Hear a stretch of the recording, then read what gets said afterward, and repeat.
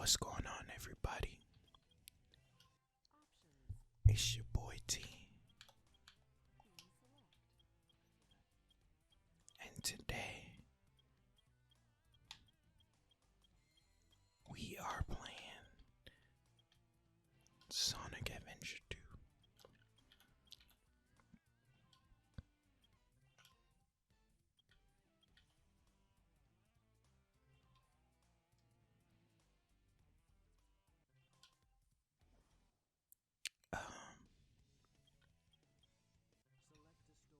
So what I have the full story mod that lets you play through this in chronological order.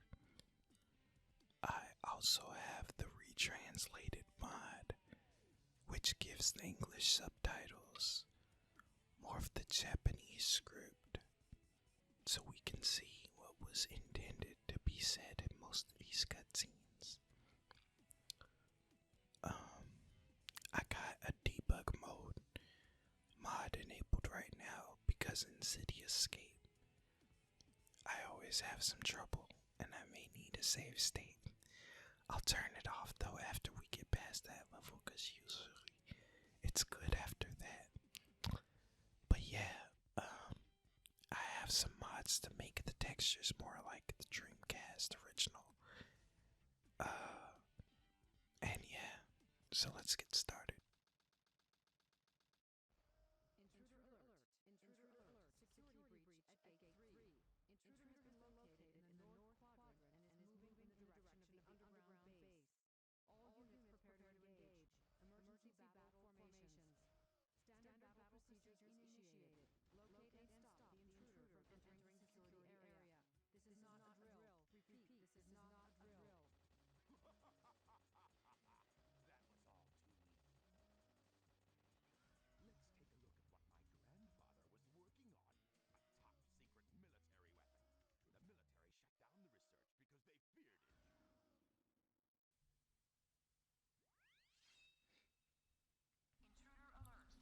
Alright.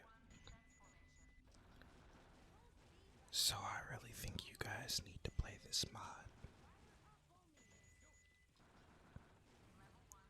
This mod completely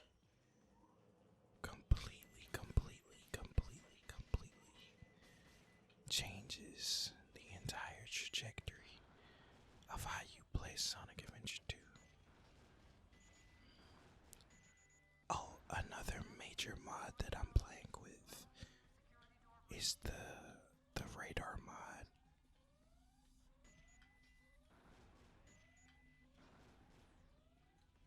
So I made it so that the radar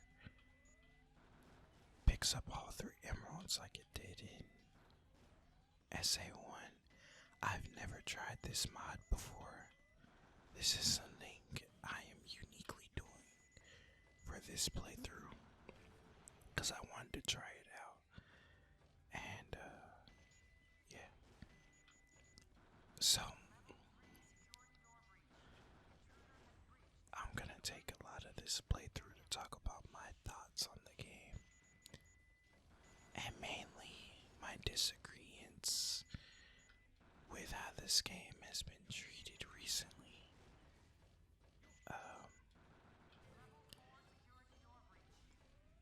Not that I have an issue with anybody that doesn't like the game. I mean, you get to moments like these where you're waiting on this slow platform to go down, and I can see why it would be like, when did Sonic become like this, you know what I mean? Even though there's always been moments like this in Sonic games, but those are generally the least enjoyable parts. And then after those, you are always put back into speed-based platforming challenges.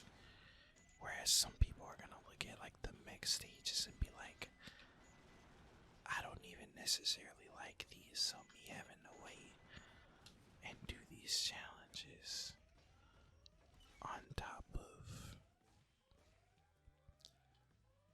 them not being as fun as the speed stage levels or like Sonic gameplay, turns them off. And I can understand that. I really can. I'm gonna let this cutscene play out and then I'll come back and talk some more. A-ring, baby.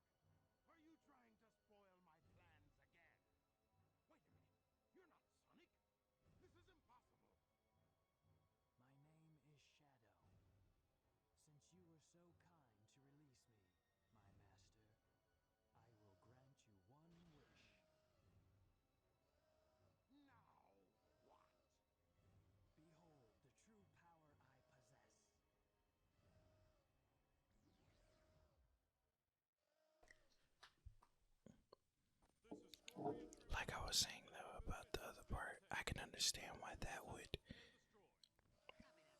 turn some people off, but I think it's made up for in the fact that like this story is excellent. And I think that's the main appeal of this game. Like, think about what's going on in context right now, right? This is the first game we've ever been able to play as Eggman. And the first thing we get to do with him is cooler than anything he's ever done before. We are breaking into a military base right now.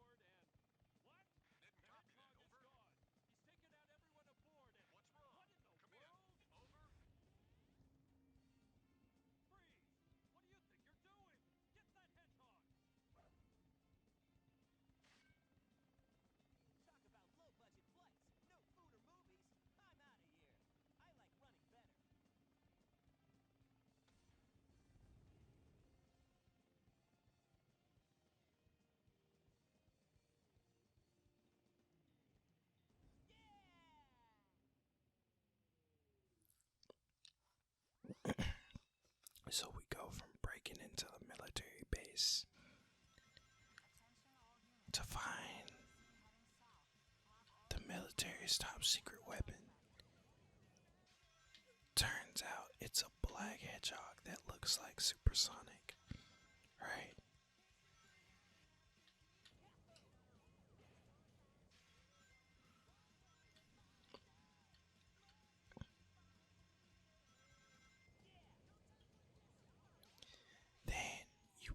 is that weapon, Shadow. And the first thing that we do is take down a military guard robot. And the first time you play it, right, you're not gonna do what I did, probably. Because as a kid, I went through the whole boss fight and let everything play out, and it's not until I kept playing that I got better and better.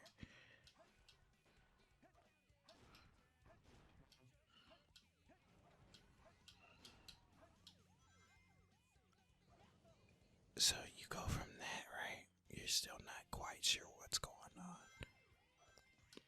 But you know he told Eggman to bring some Chaos Emeralds to some space colony.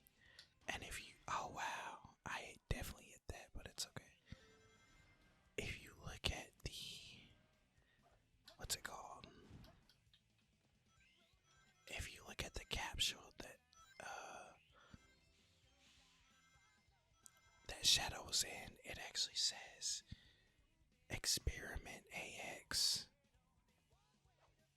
Space something. So it lets you know that Shadow is from the space colony arc.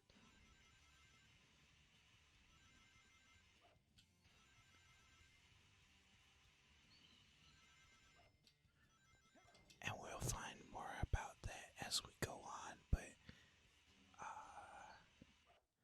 dang, that was kinda shitty. Okay. Let me make sure that I have my save state ready. Okay, it did it. It did it. It did it. So I'm good. I'm good. I'm good.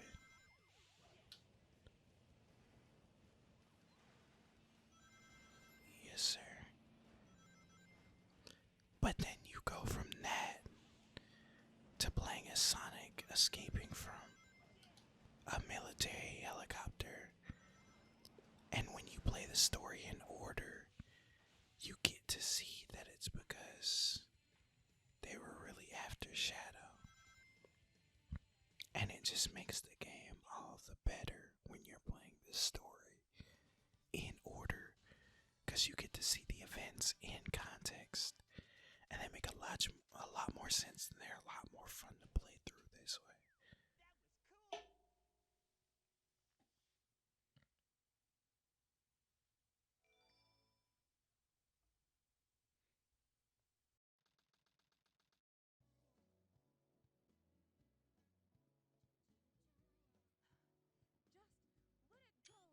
Just let it go. You just don't know when to give up, do you? What are you talking about? That emerald's mine. You got that? The Master Emerald contains special powers that neutralize the energy of the Chaos Emeralds. That makes it very powerful. What the? What? Thief! Look who's calling who a thief. I came here following the signal from the emerald. If I'm not mistaken, this is the Master Emerald, is it not?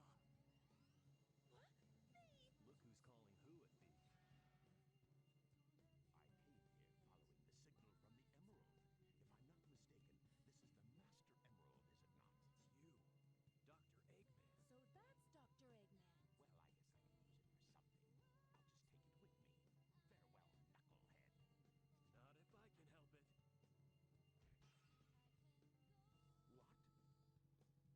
me. Farewell, knucklehead. Not if I can help it. What? What was that all about? And look what you did to my emerald! I did that to prevent the Master Emerald from being stolen, you idiot. If it's in pieces, I can restore.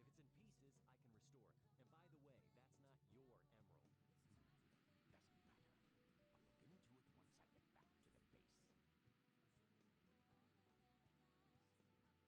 Doesn't matter. I'll look into it once I get back to the base.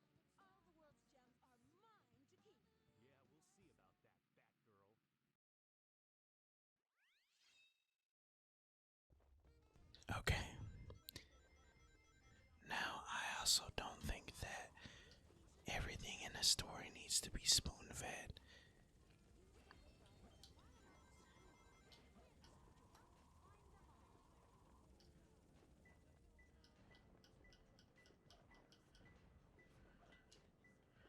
Okay, this is kind of cool, because I would have missed that otherwise.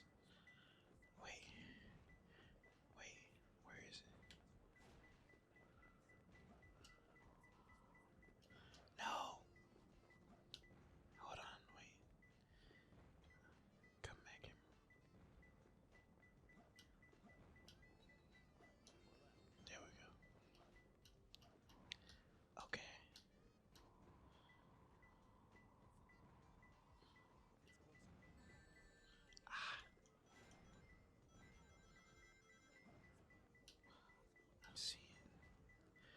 Okay, I like this mod.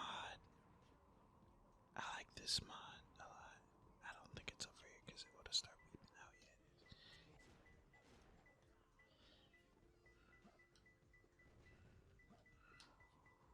Got it. I like this mod. No, this mod is dope. Maybe they should, because I always thought that it presented an interesting challenge. Having the 3 emeralds locked. But I don't know, like I feel like it's fine. Especially as the levels get bigger, I think it'll be even more fun.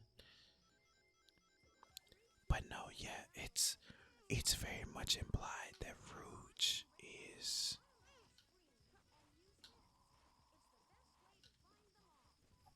stealing the Master Emerald from Angel Island.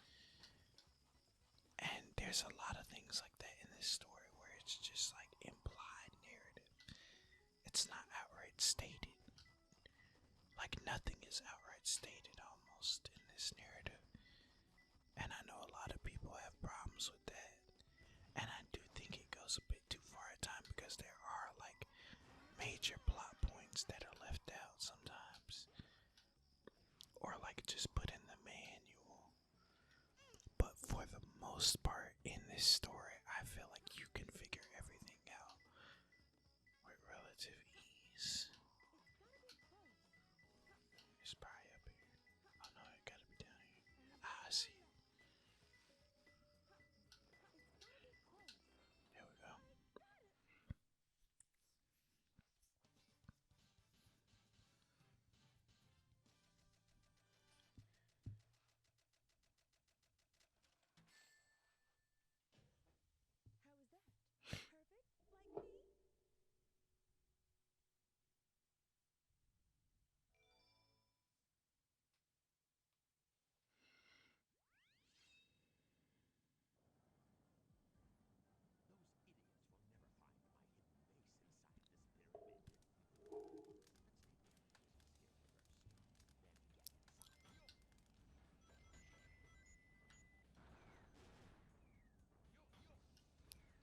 But yeah, I just think that this story is a lot better than people give it credit for. And it has a lot less holes. Because I think with stories, sometimes the author isn't going to explain everything. Some things have to be left up to interpretation by characters. And characters acting as their characters would. And knowing their motivations from spending so much time with the characters. And seeing how they interact and if anything about their character has changed from how it normally is, then what do we know in the context of the story of how it has changed? You have to take all of these things into consideration when evaluating a story to me.